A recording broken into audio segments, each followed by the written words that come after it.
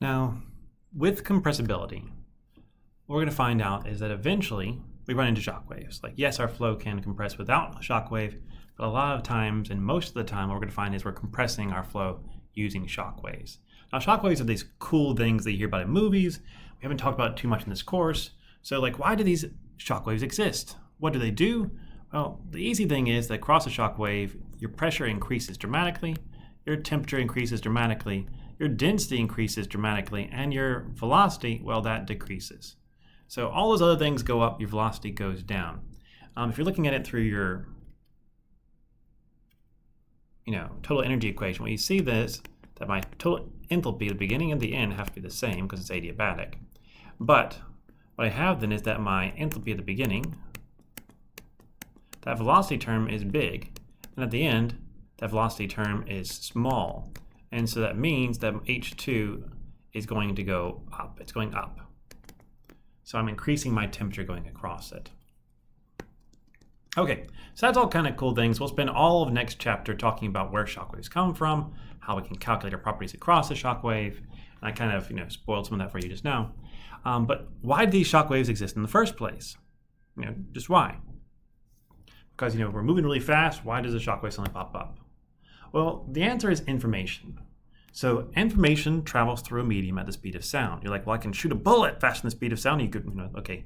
I'm talking about like information as in the air telling the molecules behind it, hey, there's something in the way. This is the reason that air doesn't ram into your hand. It flows around your hand. The air in front of it sends back a tiny pressure wave, and that tiny pressure wave diverts all the air behind it. So you have an infinite number of these constantly moving through air, and those are going to deflect our flow. But here's the thing. As we get faster and faster, what you'll see is that these pressure waves, well, they move at the speed of sound. When I get close to that speed of sound, what you're seeing is that they're starting to get bundled together because the ones in front of me are moving nearly the same speed I am. When I reach the speed of sound, all of these waves in front are going to line up perfectly. And when I go past the speed of sound, well, I have a shock wave. And so at that point, I'm actually, a lot of crazy things happens for an aircraft. But for us, the shock wave is simply coming because the information can no longer travel continuously through those pressure waves. Instead, I have a discontinuity because it's all completely lined up. It goes from being spread out to being completely overlapped. So I go from changing gradually, this is like, I'll say that pressure is 1 to 2 to 3 to 4 to 5, slowly changing, that's, crazy numbers there, to going from 1 to 5. It's jumping. So this is the big thing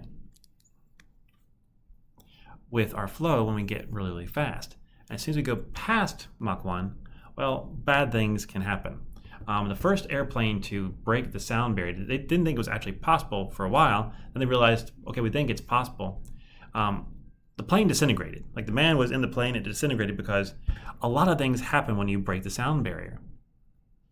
For one, like we see here, your pressure, temperature, and density jump up. That pressure component, well, the airplane wasn't meant to take those kinds of changes in pressure, and so it just completely disintegrated and the pilot tragically died. We figured out how to deal with that though, so don't worry if you're trying to go fast than the speed of sound. We can keep you alive now, but it did take some research to do that. Okay, so coming back to it, why do we have shock waves? It's because we're going so fast that those pressure waves, which move at the speed of sound, don't have time to turn the flow gradually, and so they have to do it suddenly. And that sudden change is my shock wave. Thank you for listening. We'll finish up with one last problem for this chapter, and we'll move on to chapter 8, which is where we start talking about shock waves. We deal specifically with normal shock waves, the easiest kind. Have a good one. Bye-bye.